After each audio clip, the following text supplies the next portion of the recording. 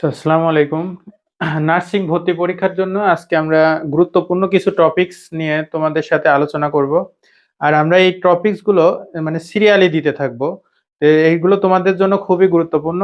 তোমার নার্স হওয়ার স্বপ্ন দুঃস্বপ্নে পরিণত হওয়ার জন্য শুধুমাত্র একটি কারণই যথেষ্ট, তা হচ্ছে সঠিক গাইডলাইন না পাওয়া। যদি ব্যর্থ না হতে চাও তাহলে অবশ্যই মেন্টরদের গাইডলাইন নেওয়া অনিবার্য। ফার্স্ট সেকেন্ড থার্ড টাইমারদের জন্য আমরা নিয়ে এসেছি এমন একটি কোর্স যা ইতিমধ্যে শিক্ষার্থীদের বিশ্বাস অর্জন করেছে এবং হয়েছে আস্থার প্রতীক। এই কোর্সের সব থেকে বিশেষ সুবিধাগুলো হলো আমাদের কোর্সে ভর্তি হলে একটি টাকারও এক্সট্রা বই বাজার থেকে কিনতে হবে না। সব সাবজেক্টের কম্প্যাক্ট বইগুলো আমাদের কোচিং থেকেই দেওয়া হবে। মনে রাখবে, তুমি সেই কোর্সে এনরোল করছো যেখানে অলরেডি অসংখ্য শিক্ষার্থী সফল হয়েছে। তাদের রিভিউগুলো দেখলেই বুঝতে পারবে। চান্সপ্রাপ্ত শিক্ষার্থীদের কথা শুনে ভর্তি হও। ভাইয়ারে একটা বই এবং ভাইয়ার ক্লাসগুলোই যথেষ্ট। Kapasia, Gazipur. MN master nursing coaching সেরা, নার্সিং ইনস্টিটিউট, কিশোরগঞ্জ। হাতে সময় ছিল মাত্র 1.5 মাস। Nursing and midwifery, Jessore. ঠিক এরকম অসংখ্য রিভিউ ছড়িয়ে ছিটিয়ে রয়েছে, অসংখ্য চান্সপ্রাপ্ত স্টুডেন্টদের রিভিউ। আমাদের বই, বড় teacher panel, exam batch, routine, revision, এই সব কিছু এমন একটি কোর্সের মধ্যে পাচ্ছ যে কোর্স ফি তোমাকে অবাক করতে বাধ্য। একদম রিজনেবল, যেন তোমরা সবাই এনরোল করতে পারো। এরপর যদি ক্লাস কোয়ালিটি নিয়ে সন্দেহ থাকে আমাদের হোয়াটসঅ্যাপে নক করো, ডেমো ক্লাস দেখো, নিজে বিবেচনা করো। এই কোর্সে আরো অসংখ্য সিক্রেট ফ্যাসিলিটিস আছে যা অন্য কোথাও নেই। বিস্তারিত জানতে আমাদের হোয়াটসঅ্যাপে নক করো, আমাদের কোর্স সম্পর্কে সেখানে বিস্তারিত জানানো হবে। আবারও বলি, মনে রেখো, এই কোর্সে ভর্তি হলে পরবর্তীতে প্রিপারেশনের জন্য এক্সট্রা একটি টাকাও খরচ করতে হবে না। 01797710326 এই নাম্বারে হোয়াটসঅ্যাপ অথবা কল করে জেনে নাও বিস্তারিত। আচ্ছা, আজকে আমরা দশমিকের যে বাকি ক্লাসটা ছিল আর কি সেটুকু নিয়ে আলোচনা করবো আর কি। আজকে আমরা দশমিক সংখ্যা ও ভগ্নাংশ নিয়ে আলোচনা করব। তবে উক্ত টপিকের দুটি ক্লাস অলরেডি আমাদের ইউটিউব চ্যানেলে আপলোড করা আছে। দুটি ক্লাস তোমাদেরকে করে ফেলতে হবে, কারণ আমরা ধারাবাহিকভাবে সবগুলো টপিক তোমাদেরকে কমপ্লিট করিয়ে দিচ্ছি। যদি আগের ক্লাস না করো তাহলে বেসিকে সমস্যা হতে পারে, উক্ত ক্লাস বুঝতে সমস্যা হতে পারে। আচ্ছা, 20 নাম্বারের ক্ষেত্রে যেটা হচ্ছে যে এক ব্যক্তির কথা বলছে, মাসিক বেতনের 1/40 মহার্ঘ ভাতা পায়। মাসিক বেতনের 1/40 মহার্ঘ ভাতা পায়। তার মাসিক আয় হচ্ছে 1600 টাকা। তাহলে মাসিক আয় যদি 1600 টাকা হয়, তার মানে এই মাসিক আয় এর, এই যে মাসিক বেতনের, আবার এই যেখানে র আছে, এই যে এই অঙ্কের যেরকম ছিল কোন সংখ্যার বা র এর এরকম যদি থাকে, তখন আমরা ওইটার সাথে তুলনা করব। যেমন এখানে 1600 এর, তাহলে কত, 1/40 আছে 40, তাহলে কাটাকাটি করলে পরে এখানে 40, এটাই হচ্ছে উত্তর। তাহলে হচ্ছে আমরা যেটা পাইলাম সেটা হচ্ছে এক ব্যক্তি যদি এরকম বেতনের বা এত এর, যেমন এখানে সংখ্যা, তখনই আমরা এর ইউজ করব যে ওইটার সাথে ওইটার তুলনা করে কত হয়। আচ্ছা, নেক্সটে আমরা যাই 21 নাম্বারে। এখানে আছে হচ্ছে এক খণ্ড জমির 3/8 অংশের মূল্য হচ্ছে 375 টাকা। 3/8 অংশের মূল্য, 3/8 অংশের মূল্য হচ্ছে 375 টাকা। তাহলে হচ্ছে এখানে আবার বলছে যে 1/5 অংশের দাম কত চাইছে। তাহলে এক অংশের মূল্য হবে, তাহলে এখানে যখন ভগ্নাংশের নিচে যখন 1 চলে আসবে তাহলে এই ভগ্নাংশটা উল্টে যায়। তাহলে 375 গুণন, এটা ঐকিক নিয়মে ডিভাইডেড বাই 3, এটা হলো। এখন যেহেতু আবার চাইছে কি 1/5 অংশের মূল্য, তখন আমরা 1/5 অংশের মূল্য করে দিব। তাহলে হচ্ছে 375 গুণন 8 গুণন হচ্ছে 1 ডিভাইডেড বাই, নিচে আছে 5 আর এখানে 3। আচ্ছা, এখন কথা হচ্ছে যে এখন তাইলে আমি কাটাকাটি করলে পরে আমাদের উত্তর হয়ে যাবে। তাহলে হচ্ছে প্রথমে 5 দিয়ে যদি আমি কাটাকাটি করি, তাহলে 5 7 35, 5 5 25, আর এখানে 3 আর এখানে 75 কাটলে হয় হচ্ছে 3 25 75। তাহলে 25 আর 8 আজ থাকলো আমাদের, তাহলে 25 আর 8 অবশ্যই 200 হবে। তাহলে এত টাকা, তাহলে এখান থেকে আমাদের অ্যান্সার হচ্ছে 200 টাকা। তাহলে এইটা হচ্ছে জাস্ট ঐকিক নিয়ম। এখন এই জায়গাটা আরেকটা মজার বিষয় যে এখানে কিন্তু এই তিনটা জিনিস আছে আমাদের, এই একটা, এই একটা, এই একটা। তাহলে এইখানে মজার বিষয় যেটা বলছিলাম যে সরাসরি আমরা এরকম করে দিতে পারবো। এইটার সাথে যত অংশেরটা চাইছে, যদি এক অংশের চাই তাহলে এক অংশ, যদি দুই অংশেরটা চাই দুই অংশ, এইটা যেটা চাবে মানে 375 এর সাথে যেটা চাবে সেটা আমরা গুণ করে দিব। আর অপর যেটা আছে, যেটা আমাদের এই জমির সাথে ছিল, যে অত অংশ জমির মূল্য এত, যদি এক অংশের জমির মূল্য থাকে তাও এক গুণ করে দিব। আর যদি এইটা থাকে তাহলে আমি এটা উল্টাই দিব, যে ভগ্নাংশ থাকলে পরে উল্টাই দিব। তাহলে কত হচ্ছে 8/3। এখন ওইটা করলে একই কথা হচ্ছে। তাহলে হচ্ছে যদি আমরা শর্টকাটে করতে চাই তাহলে হচ্ছে 375-এর সাথে 1/5 গুণন আবার 8/3 করে দিলে পরেই হয়ে যাচ্ছে। তাহলে হচ্ছে আমাদের আজকে এখানে 21 পর্যন্ত হলো। নেক্সটে হচ্ছে আচ্ছা, এখানে হচ্ছে এখন আমরা 21 পর্যন্ত হয়ে গেল, এবার 22 নাম্বারে আসে।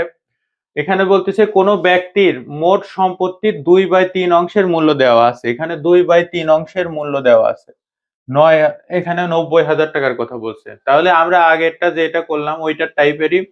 তার মানে হচ্ছে আমি যেটা বললাম যে তাহলে এখানে 2/3 অংশের 2/3 অংশের মূল্য হচ্ছে 90,000 টাকা। তারপরে তাহলে এখন চাইছে সম্পূর্ণ, সম্পূর্ণ সবসময় এক অংশ, তাহলে এক অংশের মূল্য হবে তাহলে 90,000। এখন এই জায়গাটা কি হয়ে যায় বলছিলাম যে উল্টায় যায়, তাহলে উপরে 3 চলে যাবে, নিচে 2 চলে আসবে। তাহলে এটার সাথে এটা কাটাকাটি করলে হয় 45,000। তাহলে এই দুইটা এখন 1,35,000। এখন আমি তখনও কিন্তু বলছিলাম যে সরাসরি আমরা এই 90,000-এর সাথে এটা উল্টাই দিই, যেটার সাথে যেটা থাকবে। যখন ওইটাতে যেরকম ছিল 3/8 ছিল, তাহলে 3/8 তখন আমরা কিন্তু 8/3 লিখছিলাম। তো এইটার ক্ষেত্রেও আমরা কি করে ফেলতে পারবো, ডাইরেক্ট এই যে এইটুকু করে ফেলতে পারবো যে 90,000 গুণন হচ্ছে যদি এর সাথে সাথে থাকে, যেটার সাথে সাথে থাকে, আর অপরটা যেটা যদি থাকতো, এখানে যদি বলতো যে 1/5 অংশের মূল্য কত, তখন আবার কিন্তু আমি এর সাথে আবার 1/5 যোগ করে গুণ করে দিতাম। তাহলে 90,000 গুণন হচ্ছে 3/2 গুণন হচ্ছে 1/5, এরকম করতাম। তার মানে এইটা মেন কথা, যার সাথে থাকবে ওইটা সবসময় কি হয়ে যাবে, ওর সাথে গুণ হয়ে যাবে আর উল্টায় যাবে, আর পরে যেটা থাকবে আলাদাভাবে বের করতে বলবে সেটা সরাসরি গুণ হয়ে যাবে। তাহলে উল্টায় যাওয়া বলতে বোঝাচ্ছি আমরা ভাগ হয়ে যাওয়া, কিন্তু হ্যাঁ সে একই কথা। তাহলে প্রথম এটা 22 নাম্বার হয়ে গেল। এখন আমরা চলে যাব হচ্ছে 23-এর ক্ষেত্রে। 23-এর ক্ষেত্রে এখানে আছে হচ্ছে এক ব্যক্তি সম্পত্তির 2/3 অংশ পুত্রকে দিল, 2/3 অংশ পুত্রকে দিল এবং 1/3 অংশ কন্যাকে দিল। তাহলে পুত্রকে দিল হচ্ছে 2/3 আর কন্যাকে দিল 1/3 অংশ, কন্যাকে দিয়ে দিল। কন্যা পুত্র অপেক্ষা 1500 টাকা কম পেল, তাহলে কন্যা কিন্তু কম পাইছে। তাহলে বড়কে সেটা কিন্তু আমরা বুঝে ফেলছি, তাহলে বড় হচ্ছে আমাদের এখানে পুত্রের অংশটা, তাহলে 2/3 অংশ বড় আর ছোট হচ্ছে 1/3 অংশ।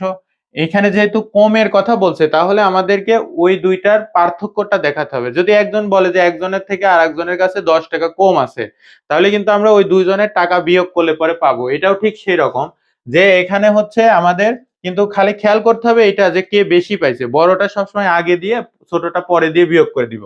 তাহলে আমরা যদি এই দুইটা বিয়োগ করি, লসাগু হচ্ছে 3, তাহলে এখানে 2 বিয়োগ 1 মানে 1/3 হচ্ছে। তো এই 1/3 অংশ এখন আমরা পাইলাম হচ্ছে এটা কতটুকু কম পাইছে, এটার সাথে সম্পর্ক কিন্তু 1500 টাকার। তাহলে এখন 1500 টাকার ভিতরে তাহলে এখানে আরেকটা কথা হয়েছে, এখানে কিন্তু আমরা যদি এই 1500 টাকা কম এটা ইউজ করি, এটা মূলত আমরা বের করতে পারবো হচ্ছে 1/3 গুণন 1500, তাহলে এখানে হচ্ছে 500 টাকা। এই 500 টাকা কিন্তু হচ্ছে আমাদের বের হচ্ছে এখানে যতটুকু আমরা টোটালটা, কিন্তু এখানে কিন্তু চাইছে আবার সম্পূর্ণ সম্পত্তির মূল্য। তাহলে সম্পূর্ণ সম্পত্তি বলতে আমাদের কতটুকু বোঝাবে সেটা আবার এখানে আমাদের নির্ণয় করতে হবে যে 2 বা এখানে 3 যোগ 1/3, তাহলে আমাদের টোটাল সম্পত্তি হচ্ছে 3/3, তার মানে হচ্ছে এক অংশ সম্পত্তির মূল্য আমাদেরকে বের করতে হবে। তার মানে হচ্ছে আমরা এখানে 1500 টাকা কম পেলো বলছিল, ঠিক আছে। তাহলে আমাদের সম্পর্ক ছিল এখানে হচ্ছে মূলত হচ্ছে যে 1/3 অংশের মূল্য হচ্ছে মূলত হচ্ছে এখানে যেহেতু কম, তাহলে কমের সম্পর্ক হচ্ছে 1/3 এর সাথে 1500 সম্পর্ক। আর আমাদের যেহেতু মোট সম্পত্তি এখানে যখন আমরা যোগ করলাম, যোগ করে আমরা টোটাল দেখলাম হচ্ছে যে মোট সম্পত্তি হচ্ছে যে 3/3, মানে এমনিতেই সবসময় মোট সম্পত্তি যখন অংশের কথা থাকবে মোট সম্পত্তিতে আমরা এক অংশ ধরেই করতেছি। তাহলে এখন আবার বলতেছি ওই যা, তাহলে আমরা কিন্তু এইটুকু আমাদের যেমন ওই অঙ্কগুলোতে দেয়া থাকতেছে যে 2/3 অংশের মূল্য এত টাকা, এখানে কিন্তু সেরকম যে 1/3 অংশের মূল্য তাহলে 1500 টাকা। তাহলে এক অংশের মূল্য হবে কি, তাহলে এখানে অবশ্যই এই 1/3 উল্টায় যাবে। এই একই কথা যে ওখানে যেরকম হয়েছিল যে বলছিলাম যে 90,000 এর 3/2 যেরকম করছিলাম, তাহলে এখানে 1500 এর 3/1 মানে হচ্ছে 3।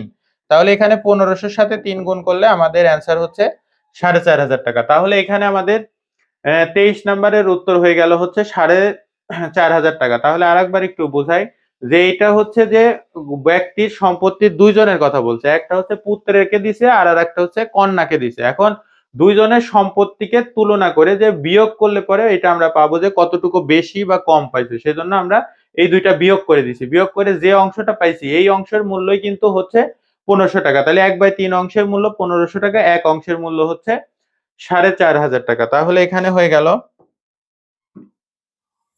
এখন 24 নাম্বারে যাই আমরা। একটি স্কুলের ছাত্রছাত্রীর সংখ্যার মধ্যে 5/6 অংশ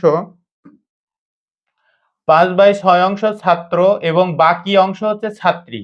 তাহলে বাকি অংশ বলতে আমাদের কতটুকু বোঝাচ্ছে এটা কিন্তু আমরা বের করতে পারবো। সেটা কিভাবে, যে আমাদের মোট অংশ, তো বারবার আমরা বলতেছি মোট অংশ হচ্ছে এক অংশ, তাহলে এখানে বাকি অংশ হচ্ছে ছাত্রী। যদি ছাত্র ছাত্রীদের সংখ্যা অপেক্ষা 120 জন বেশি হয়, এখানে আবার ওই রকম যে এইটাতে যেরকম ছিল যে এটা অপেক্ষা বেশি বা কম, তখন আমরা এখান থেকে দেখা যাচ্ছে যে দুইটা অংশ বলছে। একটা হচ্ছে যে যদি ছাত্রীদের সংখ্যা অপেক্ষা 120 জন বেশি হয়, তাহলে ওই জায়গায় কিন্তু আমাদের দুইটা অংশ আগে বের করে নিতে হবে। এটাতে যেরকম আমরা কি করছিলাম, 1/3 থেকে বাদ দিছিলাম, সরি 2/3 থেকে বাদ দিছিলাম হচ্ছে 1/3। তার মানে এই দুইটা অংশ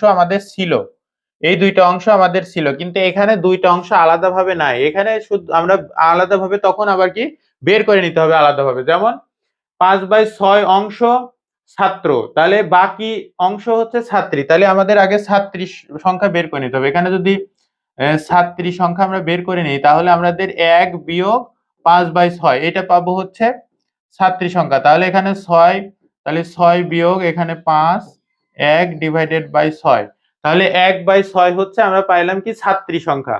তাহলে যদি ছাত্রদের সংখ্যা, তাহলে এখন আছে বলছে আবার যে একটি স্কুলের ছাত্রছাত্রীর সংখ্যার মধ্যে এত অংশ যেহেতু ছাত্র, তাহলে আমাদের ছাত্র তো অলরেডি দেওয়াই আছে, একটা হচ্ছে ছাত্র হচ্ছে কত আছে 5/6 আছে। তাহলে 5/6, তাহলে ছাত্র আবার হচ্ছে ছাত্রী সংখ্যা আমরা বের করে নিলাম। তাহলে এখন আমরা এই অঙ্কের মতো চলে আসলাম যে দুইটা অংশ আমাদের বের হয়ে গেল। এরপরে আমি তাহলে বড়টা দেখলাম হচ্ছে ছাত্র আর ছাত্রী হচ্ছে ছোট। এখন বড় আমি ছোট কেমনে বুঝলাম, কারণ যখন হর যদি সেম থাকে তখন লব যেটা বড় হবে সেটাই বড়, যেটা আমরা হচ্ছে ওই যে ভগ্নাংশ ছোট বড়র ক্ষেত্রে করছি আর কি। যাই হোক, এখন এখান থেকে আমাদের তাহলে লসাগু করলে হয় 6, তাহলে 5 বিয়োগ 1, তাহলে 4/6, তার মানে হচ্ছে 2/3। তাহলে 2/3 হচ্ছে আমাদের এখানকে যে পার্থক্যটা সেটা পাওয়া গেল। কেন পার্থক্য বের করলাম, কারণ আমাদের বেশি অংশ দেওয়া আছে বা কম যদি এরকম যদি দেওয়া থাকতো তখন আমি এই পার্থক্যটা করলাম। তাহলে এই 2/3 অংশ মানেই কয়জন, এখন 120 জন। তাহলে 2/3 অংশ মানে 120 জন। এখন চাইছে হচ্ছে ছাত্রী সংখ্যা কত। ছাত্রী সংখ্যা বলতে এই অংশটা, কিন্তু এখানে আবার তাহলে এক অংশের যদি বলে এক অংশে তাহলে কতজন হবে, মানে মোট কত স্টুডেন্ট আছে সেটা হচ্ছে, তাহলে এটাও উল্টায় যাবে, তাহলে 3/2। আবার যেহেতু আমাদের 1/6 অংশ বের করতে হবে, তাহলে 1/6, তাহলে 120 গুণন হচ্ছে 3 গুণন 1 ডিভাইডেড বাই নিচে 2 গুণন 6, তাহলে এখানে নিচে 6 দুগুণে 12 হচ্ছে, 12-র সাথে এটা কাটাকাটি করলে হয় 10, তাহলে এখানে 10 আর 3 গুণ করলে হয় 30 এতজন। তাহলে এখন আলটিমেটলি অ্যান্সার দাঁড়ালো 30 জন। কিন্তু এই অঙ্কটা একটু ভেজাল আছে, যে আমাদের প্রথমে আগে বের করতে হবে কি, যে এই যে এরকম যে কতটুকু কতজন বেশি আছে বা কম আছে সেটা যেহেতু দেওয়া আছে, তাহলে আমাদেরকে আগে এদের অংশগুলো বের করে নিতে হবে। ছাত্র কত আছে, ছাত্রী কত আছে। তাহলে যেহেতু আমাদের ছাত্রটা দেওয়া আছে, তাহলে মোটের থেকে মোট 1%, এক অংশ থেকে আমরা বিয়োগ দিয়ে দিলাম ছাত্রীর অংশটুকু। বিয়োগ দিয়ে দিলে পরে যে অংশটা পাইলাম সেটাই হচ্ছে ছাত্রীর অংশ। এখন ছাত্র আর ছাত্রীর অংশ থেকে যদি বিয়োগ দিই তখনই আমি পাবো হচ্ছে যে যে আমাদের এই যে যেহেতু বলছে যে এটার থেকে অত বেশি আছে, তাহলে 120 জনের যে অংশটা সেই অংশটা আমরা এখান থেকে পেয়ে গেলাম। তাহলে এখন এই 2/3 অংশ মানে হচ্ছে 120 জন, কারণ কি ওখানে বলছে যেহেতু যে ছাত্রীদের সংখ্যা অপেক্ষা 120 জন বেশি, তাহলে 2/3 জনই তো বেশি হলো। তাহলে 2/3 অংশ হলে হচ্ছে 120 একে কত। আর এখানে আমাদের যেহেতু বের করতে হবে যে ছাত্রী, এখানে কিন্তু আবার মোটও চাইতে পারে। মোট চাইলে কিন্তু এই পর্যন্ত শেষ, কারণ এক অংশ মানে কতজন সেটা এই পর্যন্ত শেষ হয়ে যেত। কিন্তু আমাকে আবার জিজ্ঞেস করছে কি যে 1/6 কিসের জন্য, ছাত্রী সংখ্যা জিজ্ঞেস করছে, সেজন্য 1/6 এর সাথে আমরা এটা করে দিলাম। তাহলে আমি ওই কথা আবার বলতেছি যে এইখানে প্রথমবার কি হয়েছে উল্টায় যাবে, আর দ্বিতীয়বার হচ্ছে গুণ হয়ে যাচ্ছে, সেজন্য আমরা ওইটা বলছিলাম যে 120 গুণন হচ্ছে উল্টায় গেলে পরে হয় 3/2 আর 1/6, এটা করলে পরে ডাইরেক্ট চলে আসবে। প্রথমবার উল্টানো আর দ্বিতীয়বার হচ্ছে সোজাসুজি লেখা। আচ্ছা, এরপরে আমরা যাই হচ্ছে পরের অঙ্কটাই। তাহলে এখানে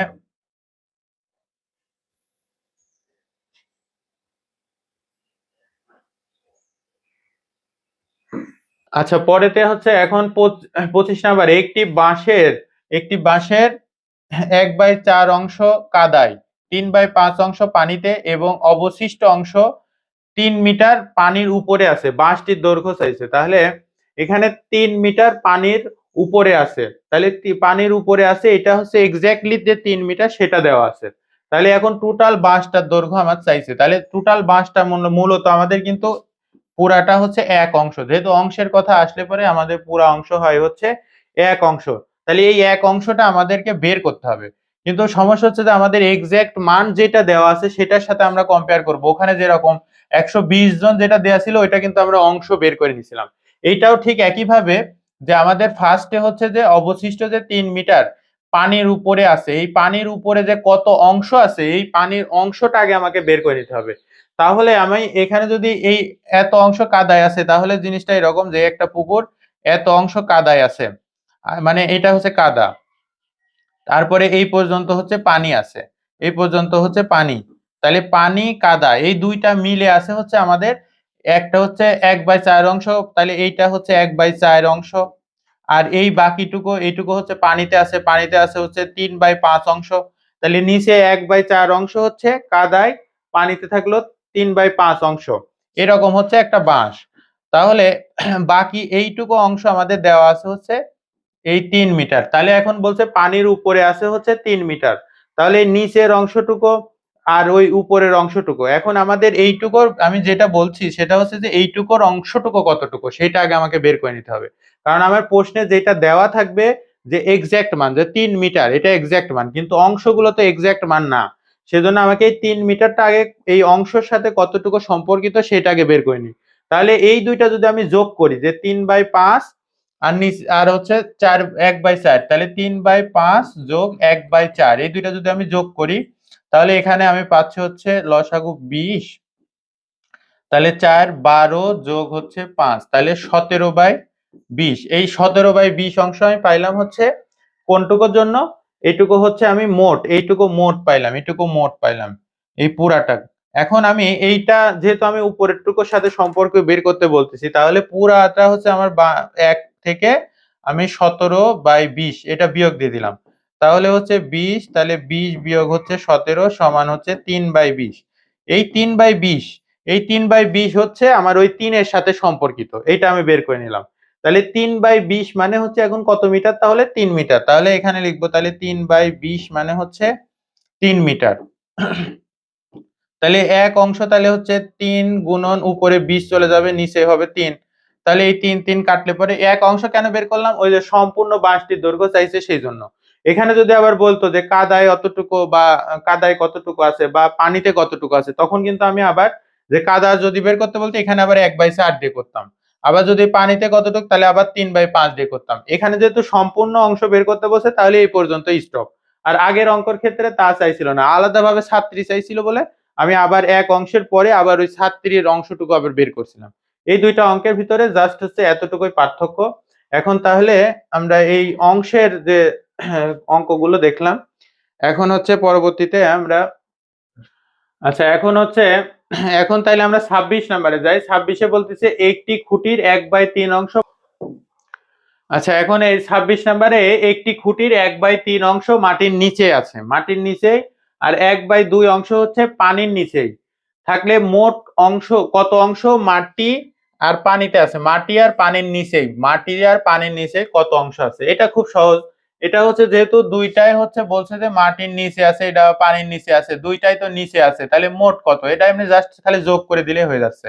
তাহলে আমাদের এখানে 1/3 যোগ হচ্ছে 1/2, ওই অঙ্কটার মতো যে ওইটার কাদায় কতটুকু ছিল পানিতে কত, যদি যোগ করতাম আমরা প্রথম অংশটুকু আর কি, ওই অঙ্কের আগের অঙ্কটা ঠিক প্রথম অংশটুকু করলে হয়ে যাচ্ছে। তাহলে এখানে লসাগু হচ্ছে আমাদের হচ্ছে 6, তাহলে এখানে 2 যোগ হচ্ছে 3, তাহলে 6, এই 5/6 হচ্ছে অ্যান্সার। আচ্ছা, পরের অঙ্কতে যাই। তাহলে এখানে একটি খুঁটির অর্ধাংশ মাটির নিচে, অর্ধাংশ মানেই হচ্ছে যে এইখানে অর্ধাংশ মানে হচ্ছে হাফ, তারপরে 1/3 হচ্ছে পানির মধ্যে আছে, এবার 1/3 অংশ পানির মধ্যে আছে, 12 ফুট হচ্ছে পানির উপরে আছে। ওই আগের অঙ্কটার মতোই, কিন্তু ওখানে অংশগুলো হচ্ছে এমনিতে সরাসরি অঙ্কে লেখা ছিল, এখানে হচ্ছে কথায় লেখা আছে। তাহলে অর্ধাংশ মানে আমি বুঝলাম হাফ, তৃতীয়াংশ মানে 1/3 মানে বুঝলাম 1/3, 12 ফুট হচ্ছে পানির উপরে আছে। তাহলে আমাদের এখন ওই একই রকম আগে নিচের দুইটা আমি বের করে নেব, নিচে আগে পানির ভিতরে কতটুকু আছে সেটা হচ্ছে আমি বের করে নিই। তাহলে এখানে 1/2 আর 1/3 এইটার ক্ষেত্রে এই যোগফল এইটাই হবে, তাহলে 5/6 হয়ে গেল। তাহলে 5/6 হওয়ার পরে এখন বলছে 12 ফুট পানির উপরে আছে, এখন আবার উপরের অংশটুকু আমাদের সাথে সম্পর্কিত, তাহলে উপরের অংশ কিন্তু এখানে বের করতে হবে। তাহলে 1 থেকে আমি এই 5/6 বিয়োগ করে দিব, কারণ আমার টোটাল অংশ 1, তাহলে 6 বিয়োগ 5, তাহলে হচ্ছে 1/6। এই 1/6 এর সাথে এই 12 ফুটের সম্পর্ক, তাহলে 12 ফুট পানির উপরে আছে, তাহলে এইটা কিন্তু 1/6 অংশ পানির উপরে আছে, তাহলে 1/6 অংশ। কিন্তু এখানে আবার চাইছে খুঁটিটির দৈর্ঘ্য, খুঁটিটি মানে পুরা খুঁটিটা তো 1 অংশ, তাহলে আমি এখানে লিখবো যে 1/6 অংশ মানে হচ্ছে 12 ফুট, তাহলে 1 অংশ মানে 12 গুণন এখানে 6/1, তাহলে হচ্ছে 72। এটাই হচ্ছে আমাদের 72 ফুট হচ্ছে অ্যান্সার। তাহলে হচ্ছে যেটা হলো যে আমরা যে এই অঙ্কগুলো যে মাটির নিচে বা পানির নিচে এটার ক্ষেত্রে, বা হচ্ছে ওই যে আমাদের এর আগে যেটা করলাম যে ছাত্রদের সংখ্যা বা ছাত্রীর সংখ্যা, এই অঙ্কগুলোর ক্ষেত্রে আমরা অংশ রিলেট করার চেষ্টা করব, যে কোনটার অংশ, যেমন এখানের ক্ষেত্রে অংশ রিলেটের কথা বলতেছি এই জন্য যে আমার এক্সাক্ট মান দেওয়া আছে কোনটা 12 ফুটের, তাহলে 12 ফুটটা আমি যে কোথায় আছে সেটার অংশটা বের করার জন্য আমি এত কিছু করব, যে এখানে অর্ধেক অংশ আছে হচ্ছে কি মাটির নিচে, আবার অর্ধেক 1/3 অংশ আছে পানির মধ্যে, তাহলে এই দুইটা আমি আগে বের করে নিয়ে, যেহেতু আমার পানির উপরের অংশ মেন দেয়া আছে সেজন্য আমি এগুলো করলাম। কিন্তু যদি আমাদের এরকম থাকতো যে পানির মধ্যে আছে হচ্ছে সাপোজ 4 মিটার, যে পানির মধ্যে আছে, বা 4 বা 6 মিটার, যে 6 মিটার পানির মধ্যে আছে, পানির মধ্যে, তখন কিন্তু আমি এইগুলো আর করতাম না। কি জন্য? পানির মধ্যে আমার তো 1/3 অংশ আছেই, এই অংশের সাথে আমার তো 6 মিটারের সম্পর্ক, তখন আমি 1/3 অংশ 6 মিটার, তাহলে 1 অংশ, যদি খুঁটির টোটাল চাইতো তাহলে 1 অংশ বের করতাম, আবার যদি চাইতো যে মাটির নিচে কত, তখন হাফ অংশেরটা বের করতাম। এইটাই হচ্ছে যে যেটা মানটা দেয়া থাকবে সেটার সাথে আমি রিলেট করার চেষ্টা করব, যে আমার অংশটা আমি সেটার কত সেটা বের করার চেষ্টা করব। আচ্ছা ঠিক আছে, তাহলে আজকে অংশের যে অঙ্কগুলো হলো সেগুলো, বা ভগ্নাংশের যে অঙ্কগুলো হলো, এই ভগ্নাংশের অঙ্কগুলো আজকে এই পর্যন্তই। তাহলে আজকে আল্লাহ হাফেজ।